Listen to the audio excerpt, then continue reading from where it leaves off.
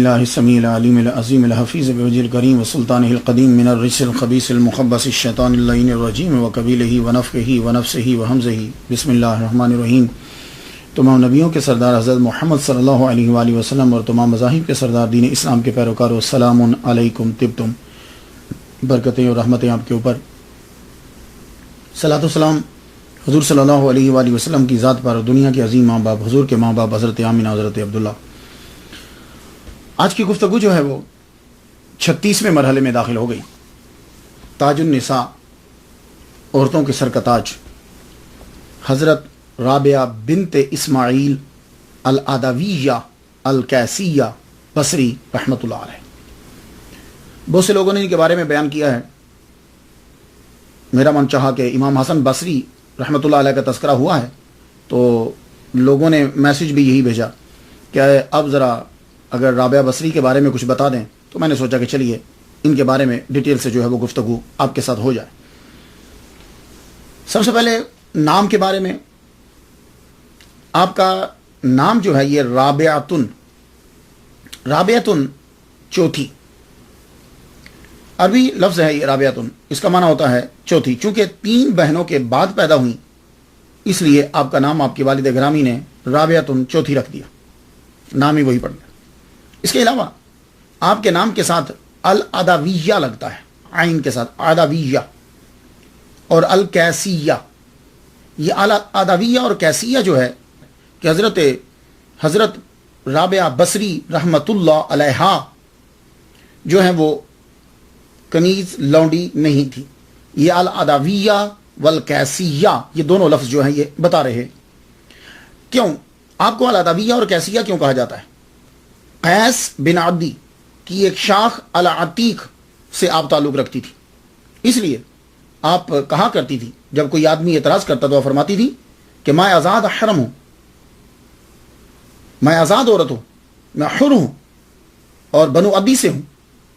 تو عدویہ کیسیہ، یہ کیس کی وجہ سے کیسیہ اور بنو عدی کی وجہ سے آپ کو عدویہ جو ہے وہ کہا جاتا ہے۔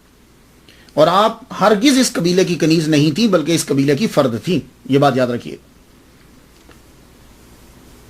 لیکن غربت کی وجہ سے اور حالات نے پلٹا ایسا کھایا کہ آپ کو بازار میں لا کے بیچ دیا گیا۔ کس طرح؟ جیسے حضرت یوسف علیہ السلام۔ یوسف علیہ السلام بھی کیا غلام تھے آپ؟ نہیں، آپ تو کریم ابن کریم ہیں، آپ تو نبی کے بیٹے ہیں، لیکن حالات ایسے ہوئے کہ آپ کو مصر کے بازار میں لا کے بیچ دیا گیا۔ اور یہی سیم حضرت رابعہ بصری رحمۃ اللہ علیہ کے ساتھ ہوا کہ آپ کو بازار میں لا کے، بغداد کے بازار میں لا کے بیچ دیا گیا۔ تاریخ پیدائش آپ کی کیا ہے؟ اب دیکھیے کہ تاریخ پیدائش میں 2 سال کا ضرور فرق رہتا ہے، لیکن قرائن اور کچھ دلائل جو ہیں وہ ایسے ہوتے ہیں کہ جو کسی ایک کو مضبوط کر دیتے ہیں، ورنہ فرق ضرور رہتا ہے۔ صحیح یہی ہے کہ آپ 99 ہجری 717 عیسوی میں پیدا ہوئی، 99 ہجری 717 عیسوی میں پیدا ہوئی، اور 185 ہجری 801 عیسوی میں وصال پایا۔ تو گویا کہ ٹوٹل عمر جو ہے حضرت رابعہ بصری رحمۃ اللہ علیہ کی 86 سال ہے، 86 ایئر، یہ آپ کی عمر ہے۔ ویسے کچھ نے تاریخ وصال جو ہے وہ آپ کی 135 ہجری لکھا ہے، تو اگر 135 ہجری لکھیں تو پھر آپ کی ٹوٹل عمر جو ہے وہ 36 سال بنتی ہے۔ تو 36 سال تو آدمی ینگ ہوتا ہے، 36 سال میں کوئی اتنا بوڑھا تو نہیں ہوتا، لیکن تمام کتب نے یہ لکھا ہے کہ آپ بوڑھی ہو کر دنیا سے جو ہے وہ رخصت ہوئی، بہت بوڑھی ہو چکی تھی۔ تو معلوم یہ ہوا کہ 135 ٹھیک نہیں ہے، 801 جو عیسوی ہے یہ بالکل بجا ہے، اور 185 ہجری۔ جائے پیدائش، آپ پیدا کہاں ہوئی؟ آپ کے نام کے ساتھ جو بصری لگتا ہے نا، یہ بصری یہ بتا رہا ہے کہ آپ عراق کے شہر بصرہ میں پیدا ہوئی۔ یہ آج بھی یہ شہر بڑا مشہور ہے، یہ سٹی عراق کا بہت مشہور سٹی ہے، بصرہ بڑا امیر ہے، بڑی مشہور بندرگاہ ہے۔ ایران اور کویت اس کے قریب اس شہر کو آباد کیا تھا حضرت عمر رضی اللہ تعالیٰ عنہ نے، اور حضرت عمر رضی اللہ تعالیٰ عنہ نے سب سے پہلا گورنر جو اس کا بنایا وہ ابو موسیٰ اشعری رضی اللہ تعالیٰ عنہ کو بنایا تھا، اس کا پہلا گورنر۔ یہ شہر آپ نے بہت سے قبیلے بھیج کر یہاں اس کو آباد کیا۔ یہ بصرہ جو ہے بصرہ کا معنی بعض نے کہا کہ یہ بصرہ لفظ فارسی ہے، بس راہ، جہاں بہت سے راستے ملتے ہیں، اس لیے اس کو کہتے ہیں بصرہ۔ بعض نے کہا نہیں، البصرتن عربی لفظ ہے یہ، تو البصرتن کا معنی ہوتا ہے سخت زمین، لیسدار مٹی جس میں کنکر ملے ہوئے ہوں، تو اس کو کہتے ہیں البصرتن۔ تو یہ اپنے وہ ماحول کی وجہ سے، جگہ کی وجہ سے اس کو البصرتن کہنے لگے۔ اور جب کبھی گفتگو کے دوران البصرتان تان کہیں، بصرتان، تو بصرتین جو ہے، بصرتان جو ہے، اس سے مراد کوفہ اور بصرہ دونوں شہر ہوتے ہیں جب بصرتان کہیں گے۔ تو رابعہ بصری جو ہیں، یہ چونکہ بصرہ میں پیدا ہوئی ہیں اس لیے آپ کو بصری جو ہے وہ کہا جاتا ہے۔ لیکن ایک بات یاد رکھیے گا کہ جب آپ اس کو تلفظ کریں گے تو باساری نہیں کریں گے، سواد کے اوپر زبر نہیں پڑیں گے۔ اگر آپ نے سواد کے اوپر زبر پڑا، باساری بن گیا، تو اس کا معنی ہوگا میری آنکھ، بصر کہتے ہیں آنکھ کو، اور باساری میری آنکھ۔ تو حضرت رابعہ بصری رحمت اللہ علیہا جو ہے وہ اسے پروناؤنس کیا جائے گا۔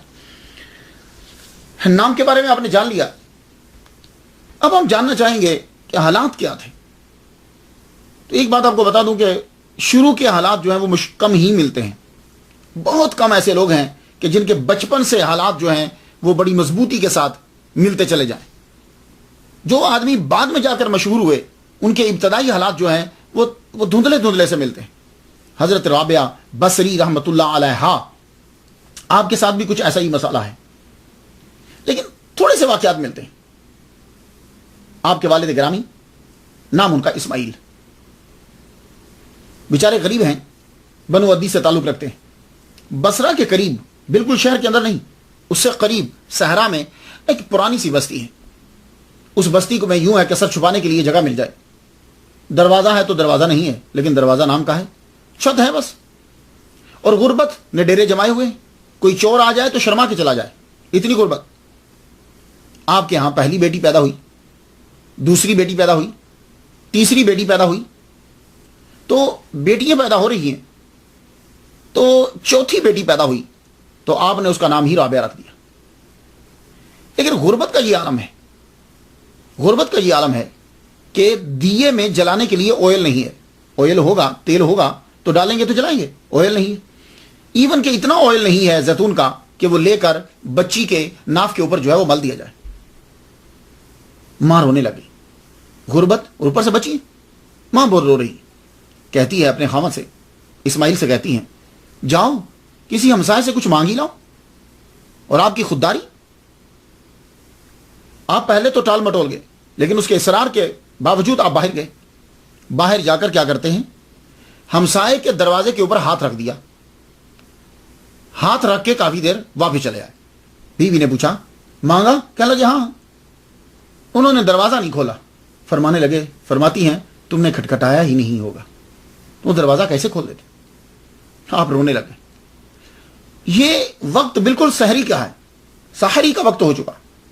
روتے روتے رابعہ بصری کے والد گرامی جو ہیں گھٹنے کے اوپر سر رکھ کے وہیں سو گئے، بیوی کی چارپائی کے پاس وہیں سو گئے۔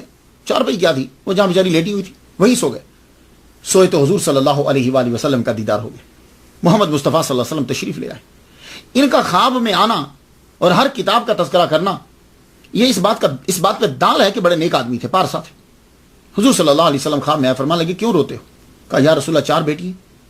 آپ نے فرمایا فکر کی ضرورت ہی نہیں، تم یوں کرو کہ وہ جو امیر بصرہ ہے نا، عیسیٰ زدن، اس کا نام تھا عیسیٰ زدن، تم اس کے پاس جاؤ اور اسے جا کے بولو کہ تم روزانہ 100 مرتبہ درود شریف پڑھتے ہو، اور شب جمعہ یعنی جب جمعرات کا دن گزر جاتا ہے اور صبح جمعہ ہوتی ہے، جیسے یہ ابھی میں تقریر کر رہا ہوں صبح جمعہ ہے، تو شب جمعہ کو تم 400 مرتبہ درود پڑھتے تھے، لیکن یہ جو شب جمعہ گزری ہے تمہارا 400 درود شریف وہ نہیں پہنچا۔ اور یہ ایک ایسا سیکرٹ تھا، ایسا راز تھا کہ جسے عیسیٰ زدن ہی جانتا تھا، وہ امیر آدمی تھا بصرہ کا۔ صبح ہوئی، نماز ادا کرنے کے بعد آپ روانہ ہوئے۔ روانہ جب ہوئے تو دربانوں نے اندر جانے نہ دیا، روک لیا۔ آپ نے بلند آواز سے کہا، مجھے حضور صلی اللہ علیہ وآلہ وسلم نے بھیجا ہے، تمہارے مالک کو کوئی پیغام پہنچانا ہے۔ حضور صلی اللہ علیہ وسلم کا نام جو ہے وہ عیسیٰ زدن کے کانوں میں پہنچا۔ کہنے لگا آنے دو، کون ہے؟ کہا جی یہ کوئی اسماعیل ہے۔ آپ نے کہا آنے دو، اوپر بلایا، اندر گئے، بیٹھے۔ تو اس کے پاس جا کے حضور کا سلام دیا اور کہا تم نے 400 دفعہ درود تمہارا اس بار کا مس ہو گیا ہے. اور یہ ایک ایسا سیکرٹ تھا کہ اور کوئی نہیں جانتا تھا, صرف عیسیٰ جانتا تھا. جب اس نے یہ سنا کہ یہ تو صرف میں جانتا ہوں کہ میں محمد مصطفیٰ صلی اللہ علیہ وآلہ وسلم کو یہ درود بھیجتا ہوں اور میں ہی جانتا ہوں کہ اس دفعہ میں نہیں پڑھ پایا. بس کیا تھا, یہ سننا تھا, شوق, محبت کہ میرا ذکر سرکار کی بارگاہ میں اور سرکار نے میرا ذکر کیا. خوشی سے پھولا نہ صبح, فوراً آرڈر کیا کہ دراہم و دینار لاؤ, ہزاروں کی تعداد میں بانٹ دیے. اور 400 دینار صرف اکیلے اسماعیل رحمت اللہ علیہ, رابعہ بصری رحمت اللہ علیہ کے والد گرامی کو دیے. 400 دینار, یہ بہت بڑی رقم ہے. یہ آپ سے چھوٹی معمولی مت سمجھیے. واپس آئے, بیٹی آپ کے لیے رحمت ثابت ہوئی, بیٹی ہوتی ہی رحمت ہے. آپ واپس آئے, گھر تشریف لائے تو اپنی بیوی کو بتایا اللہ تعالیٰ نے بڑا کرم کیا. تو ان 400 سے آپ نے کچھ سامان خریدا, سامان خرید کر اب آپ بیچنے لگے. لیکن آدمی کے پاس جب پیسہ آتا ہے نا تو اس وقت آتا ہے جب ہڈیاں جواب دے جاتی ہیں, آدمی کا جسم کام نہیں کر پاتا, آدمی اتنی محنت نہیں کر پاتا.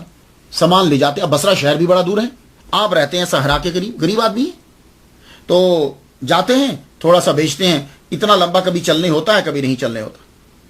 بہرحال لیکن گزارا گھر کا ہو رہا ہے, خرچہ جو ہے وہ چل رہا ہے, خرچہ جو ہے وہ چل رہا ہے. ایک دن بوڑھی ہڈیاں جواب دے گئیں, کمزوری نے غلبہ کر لیا. کمزوری جب غالب ہوتی ہے نا تو کمزوری کے ساتھ بیماریاں بھی غالب آ جاتی ہیں. ایسا لگتا ہے جیسے کمزوری اور بیماریاں کٹھی رہتی ہیں, جسم کے اوپر غالب آ گئی. غالب جب آئیں تو والد گرامی جو ہیں رابعہ بنت اسماعیل, حضرت رابعہ کے والد گرامی چارپائی پہ لیٹ گئے. اب گھر کے اندر ہمیشہ ہر وقت رونا رکھ گیا. کیا ہوگا, جو گھر کا کمانے والا ہے وہی بیمار پڑ گیا. پریشان, روتے روتے ایک رات کیا ہوا کہ سب بچے سو گئے, حضرت رابعہ بھی سو گئی, بیوی بھی سو گئی, سب سو گئے. فجر کے وقت, سحری کے وقت آپ کی روح کف سے انصری سے پرواز کر گئی. آپ دنیا سے رخصت ہو گئے. دنیا سے رخصت ہوئے, صبح اٹھے جب سارے بچے تو ابا کو جگانے کے لیے آئے, ابا اٹھو, لیکن ابا دنیا سے جا چکے تھے, وہ تو رخصت ہو چکے تھے. ایک عجیب قیامت برپا ہو گئی گھر کے اندر. قیامت برپا ہوئی, رونے دھونے لگے سب. محلے والے اکٹھے ہوئے. حضرت رابعہ بصری رحمت اللہ علیہ, آپ کو اپنے ابا سے بڑا پیار تھا. سب سے چھوٹی, آپ کو معلوم ہے کہ اولاد چھوٹی جو ہوتی ہے نا, ماں باپ کو ویسے ہی اسے پیار ہوتا ہے. بڑا پیار تھا. اور پیار کی 2 وجہ, ایک وجہ تو یہ کہ سب سے چھوٹی تھی, اور ایک وجہ یہ تھی کہ ہمیشہ ابا کے ساتھ رہتی تھی. آپ کے والد گرامی کو نماز پڑھنے کی اور تہجد کی عادت تھی پک. ہر نماز کے ساتھ رابعہ ساتھ رہتی, اور ایون کہ تہجد میں بھی ساتھ اٹھتی. اور بعض اوقات تو ایسا ہوتا کہ رابعہ بصری رحمت اللہ علیہ ساری رات اپنے ابا کے ساتھ ذکر میں مشغول رہتی. یہ 11 سال کی تربیت ہے. اور آپ یہ بات جان لیجیے, اور یہ میں آپ کو بارہا کہہ چکا ہوں, اب بھی کہہ رہا ہوں, آپ اپنے بچے کو جب وہ 3 سال کا ہے اس کو ساتھ بٹھاؤ, نماز میں ساتھ رکھو, تہجد میں ساتھ رکھو, عبادت کی چیزیں بتاؤ, وہ بچے کے ذہن میں بیٹھ جائیں. تو حضرت رابعہ بصری رحمت اللہ علیہ اس لیے بھی ساری زندگی نماز پڑھتی رہی اور عبادت گزار رہی کہ بچپن ہی سے اپنے ابا کے ساتھ ہی, اور ابا تہجد بھی ادا کرتے تھے تو وہ ساتھ اٹھتی تھی, نماز پڑھتی تھی. وہ بچپن سے راسخ ہو گئی. 11 سال آپ کی عمر ہوئی, آپ رخصت ہوئے, تجہیز و تکفین جو ہے وہ کر دی گئی. والد گرامی رخصت ہونے کے بعد کچھ روز تو وہاں نہیں. پھر آپ نے سوچا کہ میں بچے لے کے بصرہ چلی جاؤں, یہاں تو کوئی کمانے والا نہیں ہے, شہر کے اندر رہوں گی تو شاید کچھ کما پائیں. وہاں سے آپ اپنا سب کچھ سمیٹ کے جو کچھ تھا اب بصرہ شہر کی طرف روانہ ہونے لگی. اب میں یہاں عرض کر جاؤں کچھ کہ اختلاف ہے روایات کے اندر. عرب کے جو لوگ ہیں, وہ عرب کے جتنے ماخذ میں نے پڑھے ہیں, وہ حضرت رابعہ بصری رحمت اللہ علیہ کو 36 سال تک ایک عام عورت تصور کرتے ہیں کہ جو گانا بجاتی ہے, ڈانس کرتی ہے, دنیا میں مشغول ہے, اسے دنیا اچھی لگتی ہے. عرب کے ماخذ کے اندر یہی چیزیں ملتی ہیں. ایک ہے فارس کا ماخذ, یعنی جو فارسی ہیں وہ لوگ جب بیان کرتے ہیں, یا اولیاء کرام جو ہیں, وہ ان کے نزدیک جو ہے وہ یہ ہے کہ آپ کا اس کے ساتھ کوئی تعلق نہیں. آپ شروع ہی سے اللہ کی طرف آپ کی توجہ تھی, آپ نے اپنے والد گرامی سے سب کچھ چیز سیکھا, لیکن آپ پر ظلم کیا گیا کہ آپ کو جبرن جو ہے وہ بیچا جاتا رہا اور آپ پر ظلم جو ہے وہ ہوتے رہے. جب آپ کے والد گرامی کا انتقال ہو گیا تو اور پھر اس کے بعد اسی طرح روایات میں بھی اختلاف ہے. بعض نے کہا کہ آپ کی والدہ بھی فوت ہو گئی اور والد بھی فوت ہو گئے, آپ کی بہنیں کہیں اور چلی گئی, آپ تنہا رہ گئی, اکیلی رہ گئی اور اسی گھر کے اندر عبادت کرتی رہتی تھی کہ آپ کو وہاں سے اغوا کر لیا گیا. ایک یہ ہے کہ آپ چاروں بہنوں کے ساتھ جو ہے وہ روانہ ہوئی, چاروں بہنوں کو جو ہے اکٹھا اغوا کر لیا گیا, یہ بھی ہے. اور ایک یہ ہے کہ پتہ نہیں بہنیں کہاں چلی گئیں اور یہ بیچاری تنہا رہ گئیں اور خود جو ہے وہ اکیلی بصرہ میں پہنچ گئی, بھاگ کے چلی گئی, کیونکہ انہیں لگتا تھا کہ میں بڑے اچھے مکان میں رہوں, اچھی جگہ میں رہوں. لیکن وہاں پیچھے سے پھر ہے کہ وہ باقی کہاں گئی. لیکن میں عرض کرنا چاہوں گا کہ وہ چیز کتابوں والا تو لکھ دیتے ہیں جو ان کو ملا ہے, لیکن ہمیں بھی کچھ سوچنا پڑتا ہے کہ کون سی چیز جو ہے وہ ان کے مقام کے مطابق ہے اور کون سی چیز آگے کی چیز کے ساتھ میچ کرتی ہے, تب گفتگو کرنا جو ہے وہ آسان ہو جاتا ہے. حضرت رابعہ بصری رحمۃ اللہ علیہ اور آپ کی 3 بہنیں اپنی والدہ کے ساتھ بصرہ شہر کی طرف روانہ ہو رہی کہ آپ کے اوپر ڈاکوؤں نے حملہ کر دیا. ڈاکو جو ہے وہ مل کر انہوں نے آپ کو پکڑا, آپ کی والدہ کو قتل کیا, اور صرف یہی 4 ہی نہیں, اس بستی کے جتنے لوگ تھے جو ان کے ہتھے چڑھتا گیا, وہ بوڑھا تھا, بچہ تھا, جو بھی تھا, پکڑ لیا. اور زیادہ تر ان کی نظر جو ہے وہ عورتوں کے اوپر تھی. حضرت رابعہ بصری بھی بیچ میں آ گئی.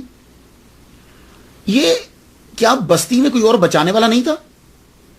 کسی نے بچایا نہیں, کوئی آڑے نہیں آیا. میں اس بات پہ میں نے تحقیق کی کہ وہ ڈاکو اس طرح دندناتے کیوں پھر رہے تھے.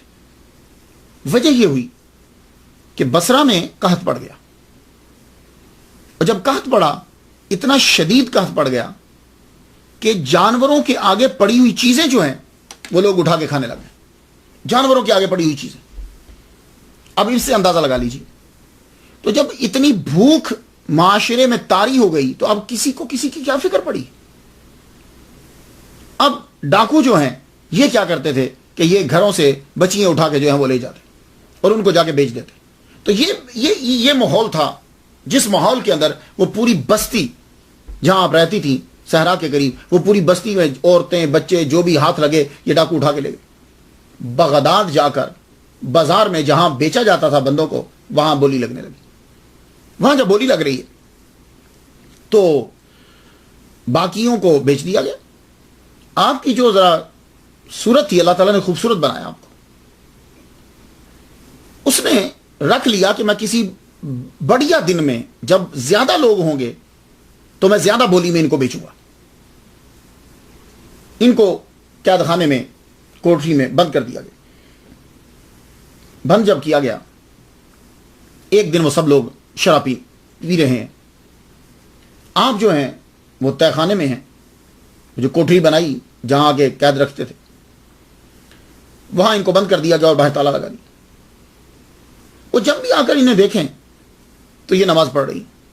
یہ ہوتا ہے ایسا, اگر گھر کے اندر بچوں کو ماں باپ کو وہ ہر وقت دیکھتے رہیں تو پھر بچوں پہ جب کبھی مشکل گھڑی آتی ہے تو انہیں رب یاد رہتا ہے. پھر ان کو اللہ سے مدد مانگنا آسان ہو جاتا ہے ان کے لیے. ہر وقت نماز, نوافل نماز, نوافل نماز, ذکر ذکر ذکر, اللہ اللہ. یہ زیادہ تر لفظ آپ کی زبان کے اوپر آتا تھا. اللہ مجھ پہ کرم فرما, اللہ مجھ پہ کرم فرما, میں کمزور ہوں, اللہ میری مدد کر. یہ آپ پکارتی رہتی. اور یہ چیز جو ہے وہ آپ کو اب نہ بہنیں ہیں, نہ باپ ہے, نہ ماں ہے, کوئی نہیں ہے. یہ لوگ اٹھا کے لے آئے ہیں. کیا کریں گے؟ کچھ نماز پہ نماز پڑھے جا رہی. وہ لوگ اس بات سے بڑا چڑھتے تھے تو وہ بھی مسلمانی, وہ بڑا چڑھتے تھے. یہ ہر وقت نماز پڑھتی رہتی. ایک دن آیا, اس نے کھولا دروازہ اور شراب دینے لگا کہ شراب پیو. آپ نے جب اسے دیکھا, آپ نے فرمایا یہ تو شراب ہے, یہ تو حرام ہے, میں تو نہیں پیوں گی. چونکہ وہ خود پیتا تھا, اب وہ بولا کہ تم پیو. آپ نے فرمایا نہیں حرام ہے, میں نہیں پیوں گی. اس نے آپ کو مارنا شروع کر دیا. آپ کو مارا لیکن آپ نے شراب نہیں پی. پورا دن گزر گیا, اس نے پانی تک پینے نہ دیا. رات گزر گئی. ایک دن اور ایک رات جو ہے وہ گزر گئے. اس نے پانی نہیں دیا. دوسرے دن پھر آیا, وہ شراب دینے لگا آپ کو. آپ نے فرمایا میں شراب حرام ہے, میں نہیں پیوں گی. اور پیاس کی وجہ سے اتنی نقاہت, اتنی کمزوری ہو چکی کہ آپ اٹھ نہیں پا رہی اور روٹی بھی نہیں دے رہا کھانے کو. وہ پانی کو لے کر آیا, پانی لا کر ایک ہاتھ میں شراب پکڑتا ہے اور ایک ہاتھ میں پانی پکڑا ہے. بولا یہ پیو. آپ بولی نہیں حرام ہے. تو ان کی نظروں کے سامنے پورا پانی جو ہے وہ زمین کے اوپر گرا دیا. تو جو آدمی پیاسا ہوتا ہے نا, وہ پانی کی طرف لپکتا ہے, دوڑتا ہے. اب تیزی کے ساتھ پانی کی طرف بڑھی, اس نے پانی زمین کے اوپر گرا دیا. آپ یوں ہاتھ کو گیلا کر کے کہ شاید پانی میرے ہاتھ کے اوپر آ جائے, لیکن نہیں, پانی جو ہے وہ جذب ہو گیا مٹی کے اندر, نیچے جذب ہو گیا. اس نے پانی پینے کو نہیں دیا, دروازہ بند کر کے واپس چلا گیا. آپ روتی ہوئی اللہ کی بارگاہ میں گڑ گڑاتی ہوئی, اے اللہ میں کمزور ہوں, اے اللہ میں کمزور ہوں, میری مدد کر. پورا دن گزر گیا, اب بھی پانی نہیں دیا. رات کے وقت آتا ہے اور پھر شراب ہی دیتا ہے. آپ فرماتی ہیں یہ حرام ہے, میں نہیں پیوں گی. اب اس نے کوڑوں سے مارا, کولڑے سے مارنے لگا آپ کو. اتنا مارا آپ کے چہرے کے خون نکلنے لگ گیا, مگر آپ نے اسے ہاتھ نہیں لگایا. اب وہ مارتا مارتا چلا گیا, واپس چلا گیا. آپ اٹھی, بڑی کمزوری, اب تو بھوک اور پیاس شدت کی. یوں دیوار کو ہاتھ لگا کے اب کھڑی ہوتی ہیں بڑی مشکل سے کہ میں اللہ تعالیٰ کی بارگاہ میں نماز ادا کر لوں, چند سجدے ادا کر لوں. اللہ اکبر جل شان. پانی تو ہے نہیں, اب تیمم ہی صحیح. کھڑے ہو کے اللہ کا ذکر کرنے لگی, ایک دم سے نڈھال ہو کے نیچے گر گئی. پھر بڑی کوشش کے ساتھ اٹھی. دیکھا آپ نے, ایسے دنیا میں کوئی مشہور نہیں ہوتا. اللہ تعالیٰ نے ان کو ایسے عزت نہیں دی. اتنی مشکلات کے اندر بھی اللہ کے ذکر کو نہیں چھوڑ. اب آپ نے بڑے زور کے ساتھ ہاتھ دیوار کے اندر یوں جیسے گاڑ نہیں دیا جاتا, ایسے اتنی شدت کے ساتھ اس کو پکڑنے کی کوشش کی. آپ کا ہاتھ یوں جو ہے وہ دیوار کے ساتھ جب گھسنے لگا تو آپ ایک دم دیکھتی ہیں کہ آپ کا ہاتھ جو ہے وہ تر ہو گیا. وہاں سے اللہ تعالیٰ نے پانی جاری کر دیا. حضرت رابعہ بس آپ اپنے ہاتھ کو دھوتی ہیں, اسی پانی کے ساتھ پھر اپنے چہرے کو دھوتی ہیں, وضو کرتی ہیں, چہرہ بالکل چمکنے لگ گیا. آپ نماز ادا کر رہی ہیں. وہ رات کو بڑی دیر کے بعد آیا اور پھر انہوں نے یوں دیکھا, ونڈو میں سے, باری میں سے دیکھا, کہنے لگا تو یہ اس کو پانی کس نے دیا؟ یہ تو ایسا لگ رہا ہے جیسے اس نے اپنے چہرے کو دھویا ہے. کہا ہم نے تو نہیں دیا. وہ جو اس کے 3 ساتھی تھے بولے ہم نے تو نہیں دیا. دروازہ کھول کے اندر آیا تو آ کے دیکھتا ہے آپ بڑے اطمینان کے ساتھ نماز ادا کر رہی ہیں, بڑے اطمینان کے ساتھ. کیوں؟ یہ لوگ آپ کی عزت پہ حملہ کرنا چاہتے تھے, لیکن اللہ تعالیٰ ان کو بچا رہا ہے. اللہ ان کو بچا رہا ہے. اور جب آدمی اللہ تعالیٰ کی پناہ میں آ جاتا ہے تو پھر کوئی اس پہ قبضہ نہیں کر سکتا. لیکن یہ ہے کہ ہم صدق دل سے اللہ تعالیٰ سے محبت کرتے ہوں, اللہ کو یاد کرتے ہوں. یہ شراب اس لیے پلا رہا تھا آپ کو, لیکن آپ شراب نہیں پیتی. آپ پھر نماز میں لگی. صبح اس نے کیا کیا, کہیں بازار میں گیا اور وہاں سے جا کے سانپ لے کر آیا, اس کو پٹاری میں بند کیا, بند کر کے اب جب گھر پہنچا آیا تو دیکھا تو آپ پھر نماز پڑھ رہی تھی. نماز یہ چیز ہے, ایک دیکھیے آپ کے اندر کتابوں میں پڑھا کہ نماز اتنے انہماک سے پڑھتی تھی کہ آپ معافیا جو ارد گرد جو کچھ ہے آپ اس سے بالکل بے خبر ہو جاتی تھی کہ ارد گرد کیا ہو رہا ہے, کون آ رہا ہے, کیا کر رہا ہے. اتنی اللہ تعالیٰ کی محبت میں گم ہو جاتی تھی. نماز پڑھ رہی, وہ آیا, آتے ساری اس نے سانپ آپ کے مصلی پہ چھوڑ دیا. مصلی پہ چھوڑا, آپ سجدے میں اس وقت نیچے گئی. ہم ہوتے تو ڈر جاتے, ہم ہوتے تو قدموں سے ہی پریشان ہو جاتے اس کی آہٹ سے. سجدے میں گئی, سانپ وہیں پھرتا رہا. سانپ آپ کے کپڑوں کے اوپر چڑھا, آپ کی گردن تک آیا, لیکن آپ نماز ادا کر رہی ہیں. سلام پھیرا تو چپکے سے وہ سانپ وہاں سے روانہ ہو. اور اس چیز کو دیکھ کر وہ لوگ ابھی بھی نہ سمجھے, پھر بھی ان کی کوشش یہ تھی کہ یہ کسی طرح ہماری باتوں کے اندر آیا, ہماری ہوس کو پورا کرتے. رات کے وقت اس نے بہت اچھا سا گوشت پکایا, ساتھ فروٹ رکھا, شراب بھی ساتھ رکھی, اور زبردستی گھسیٹتا ہوا آپ کو باہر لے آیا, کھاؤ اسے. کتنے دن سے آپ بھوکی تھی, کتنے دن سے پیاسی تھی. کوئی اور ہوتا تو فوراً سے وہ گوشت کھانے لگ جاتا, بھنا ہوا, وہ فروٹ کھانے لگ جاتا, لیکن آپ نے ہاتھ کھینچ لیا. کیوں؟ یہ بچپن سے آپ کو تربیت ہے کہ کھانے کے اوپر بہت دھیان دینا ہے. ایک دن اپنے ابا کے ساتھ یہ کھانا کھا رہی تھی رابعہ بصری رحمۃ اللہ علیہ, تو لقمہ ہاتھ میں پکڑ کے رونے لگ گئی. अब्बा पूछते हैं बेटी रोती क्यों हो? कहा अब्बा सोच रही हूं कि जो हम खाते हैं ये हलाल है कि हराम है। ओए अब्बा रो पड़े, कहने लगे बेटी ये मैं कमा के लाया हूं। कहा बस अब्बा ऐसे ही ख्याल आ गया था। ये होती है तरबियत। तो जो बेटी अब्बा के घर में कह रही है कि ये खाना हलाल है कि हराम, अब्बा ये सोच रही हूं कि कोई चीज शामिल तो नहीं होगी, क्या वो उनके खाना को खा लेगी? हरगिज़ नहीं खाई। आप भूख से निडाल होकर वहीं टेबल के ऊपर ही जिसमें खाना रखा हुआ था एकदम से आपका सर नीचे गिरा। अब वो 3 आदमी जो बैठे शराब पी रहे थे, उन्होंने क्या किया, उन्होंने देखा, गुस्सा आया, वो जिस प्याले में शराब पी रहे थे वो पकड़ के जो है वो मारा। जब आपकी तरफ फेंका आपको जलाल आया। जलाल जब आया तो आपने यूं गुस्से से जब देखा वो प्याला रास्ते में ही गिर गया। दूसरे आदमी ने दूसरा उठा के मारा, तीसरे। अब तो क्या हुआ कि जितने उनके पास बर्तन पड़े हुए थे, जितने में वो खाना खा चुके थे, उठा उठा के राबिया बसरी की तरफ फेंकने लगे। लेकिन वो तमाम के तमाम ऐसे सामने आके रुक जाते जैसे कि यहां बुलेट प्रूफ शीशा लगा हुआ है और कोई चीज आगे नहीं आ रही। सब के सब गिर गए। उनमें से एक जो बड़ा था वो उठा के जाके वो जलती हुई लकड़ियां उठा के लेकर आया। अब वो बार बार फेंकने लगा। वो लकड़ियां, उनके कोयले जो ही आपके पास पहुंचते वो फूल बन जाते। ये चीज देखकर वो तीनों तो डर गए। उनके जो मंसूबे थे खाक में मिल गए। वो जो आपकी इज्जत को लूटना चाहते थे डर गए, डर के भाग गए। और आप वहां से फिर अपने तहखाने में आ गए। वो जहां थी उस कमरे में आके फिर आपने नमाज को शुरू कर दी। अल्लाह मैं कमजोर हूं, अल्लाह मेरी मदद फरमा, मैं कमजोर हूं।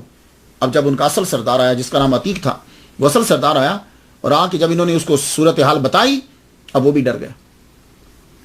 वो डर गया। अब वो कहने लगा जितनी जल्दी हो सके इसे बेच दो, इसको निकालो यहां से, हम इस काम में पड़ना नहीं चाहते। तो अल्लाह ताला ने इन चारों डाकुओं से हजरत राबिया बसरी रहमतुल्लाह अलैहा की इज्जत बचा ली इस तरीके से। और आपने नमाज नहीं छोड़ी। अब जब आपको बाजार में बेचने के लिए लेकर गए तो बाजार में जो लौंडियों को जो बेचा जाता था ना, या औरतों को जो बेचा जाता था, अलामान हाफिज, अल्लाह ताला बचाए।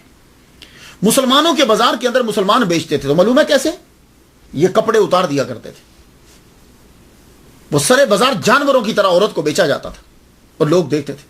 हजरत राबिया बसरी रहमतुल्लाह अलैहा को जब बाजार में लेकर आए, बेचने लगे, तो उसने कोशिश की कि यहां से कपड़े को खींचे। आप चीख पड़ी, रो पड़ी, फरमाया कि मत मुझे बेपर्दा करो, औरत बेपर्दा अच्छी नहीं होती, तुम मुसलमान हो, क्यों मेरे कपड़ों को यूं खींच क्यों रहे? बागदाद के बाजार के अंदर ये अजीम औरत जो है, और वाकई उसने बड़ी दफा कोशिश की। उसी वक्त मजमे के अंदर एक आदमी था, बड़ा अमीर, बड़ा लैंडलॉर्ड था, नाम उसका हसन था। वो कहीं बाजार से गुजर रहा था। उसने जब देखा कि ये क्या हो रहा है, कि यहां जो बिकने के लिए आता है वो तो बड़ी कुछ भी नहीं करता, तो ये ऐसा क्यों है? वो जब आगे करीब बढ़ा तो चेहरा देखकर पहचान गया। ये हसन जानो कौन था? ये असल में एक मर्तबा वहां जब आप छोटी थी, ये वहां आया था। ये किसी काम के सिलसिले में बसरा से गुजर रहा था। तो इसका जो दोस्त था हम्माद, वो इसका हासिद था, वो इसे मरवाना चाहता था। उसने कुछ आदमी भेजे कि जो ही ये उस सहरा के करीब से गुजरने लगे तो तुम इसको मार देना। तो राबिया बसरी रहमतुल्लाह अलैहा कहीं से गुजर रही थी, तब कोई काम होगा आपको। आपने उन 2 बंदों की बातें सुन ली कि ये जो भी घुड़सवार आ रहा है, मैं ऊपर चढ़ूंगा, मैं एकदम से लकड़ी को नीचे गिराऊंगा, बड़ी सी लकड़ी, ये जूं ही रुकेगा एक साइड पे खड़ी होगी। जूं ही वो घोड़ा दौड़ाते हुए करीब आया और इसने नीचे से गुजरना था, तो आपने जोर से आवाज दे के कहा। वो आदमी पहले ही रुक गया। जब वो रुका तो इतने में इसके हाथ से वो लकड़ी गिर चुकी थी। तो वो लकड़ी बजाय उनके सर के लगने के वो घोड़े के ऊपर लग गई। घोड़ा जो है एकदम से नीचे गिरा। जब तो आप जब नीचे उतरे तो वो बंदे भाग गए। ये हसन जब नीचे उतरा, ये बसरा का बहुत आला ओहदे पे फाइज था, वो भाग गया। जब वो बंदे भागे तो उसको मालूम हुआ कि इस लड़की की वजह से मेरी जान बच गई। तो उसने हजरत राबिया बसरी रहमतुल्लाह अलैहा को चंद सिक्के दिए थे। उसे पहचाना ये लड़की तो वही है, ये शक्ल मुझे कुछ देखी वाली लगती है। वो आगे बढ़ा और उसने जितना बोली लगी थी, एक जगह मैंने पढ़ा है कि तकरीबन 1500 जो है दीनार जो है वो लगी, बाज ने तो 15,000 तक लिख दिया। यानी बेतहाशा बोली जो है वो आपकी लग रही, और आपने उनको खरीद लिया, पैसे अदा कर दिए। और आप जानते थे कि ये लौंडी नहीं है। तो एक रिवायत जो मुझे मिली ये अरब से है कि वो हसन के साथ आपकी जो है वो शादी हो गई। वो आपको घर ले गए, घर ले जाकर जो है वो आपसे शादी की, शादी कर ली। लेकिन शादी तो हो गई, उस हम्माद ने बाद में फिर आपको जो है वो कत्ल करवा दिया। یہ جب قتل ہو گئے، ایک جو ہے وہ روایت یہ عرب کی سائڈ سے یہ روایت آتی ہے. دوسرا یہ ہے، دوسری بات جو فارس کی طرف سے ہے وہ یہ ہے کہ جب آپ بازار میں بیچنے کے لیے وہ لایا تو آپ کو ایک بڈھے آدمی نے خرید لیا. بڈھے آدمی نے جب آپ کو خرید لیا تو خریدنے کے بعد وہ آپ کو گھر لے گیا. اب اس سے کوئی یہ تو ڈر نہیں تھا کہ عزت پر حرف آئے گا، لیکن وہ ظالم بڑا تھا. وہ آپ سے کام بہت کرواتا، مارتا بلا وجہ. اور کام معلوم ہے کیا کرواتا؟ جاؤ جنگل میں جاؤ، لکڑیاں لے کر آؤ اور وہ لکڑیاں لا کر بازار میں بیچو، بیچنے کے بعد وہ پیسے مجھے لا کے دو. یہ میں آپ کو فارس کی روایت بتا رہا ہوں. لاؤ اور مجھے آ کے پیسے دو. تو وہ بیچاری کیا کرتی؟ جنگل میں چلی جاتی، جنگل میں جا کے لکڑیوں کو کاٹتی، درختوں سے لکڑیاں توڑتی، توڑ کے جو ہے وہ کٹھی کرتی. اب اس میں دو چیزیں، ایک تو سفر کرنا، لکڑیوں کو کاٹنا، درختوں سے لکڑیوں کو کاٹنا، کٹھا کرنا. اور اٹھائیں گی کتنی؟ اب لکڑی جو ہے کتنی اٹھائیں گی؟ لڑکی کتنی لکڑی اٹھا لے گی؟ تو آپ سے کم لکڑیاں جو ہے وہ اٹھتی. اور ہم وقت حضرت رابعہ بصری رحمۃ اللہ علیہ چہرے پہ نقاب ہی رکھتی تھی اور کپڑے بسیدہ پہنتی تھی. تو عام بندہ یہ سمجھتا تھا کہ بڈھی عورت ہے، اس لیے وہ خود کو چھپاتی تھی اور اوپر یوں آپ اپنا منہ چھپا لیتی. اللہ تعالیٰ نے آپ کو حسن تو بڑا دیا تھا. تو کیا کرتی کہ بازار میں ایک کونے میں جا کے بیٹھ جاتی، لکڑیاں سامنے رکھ لیتی. تو کوئی آتا وہ لکڑیاں لے جاتا. کبھی تو لکڑیاں بک جاتی، کبھی لکڑیاں نہ بکتی. اور جب نہ بکتی تو وہ بڈھا مارتا، وہ بہت مارتا آپ کو. لیکن اس کے باوجود آپ رات کے وقت کھڑی ہو جاتی اور عبادت کرتی رہتی.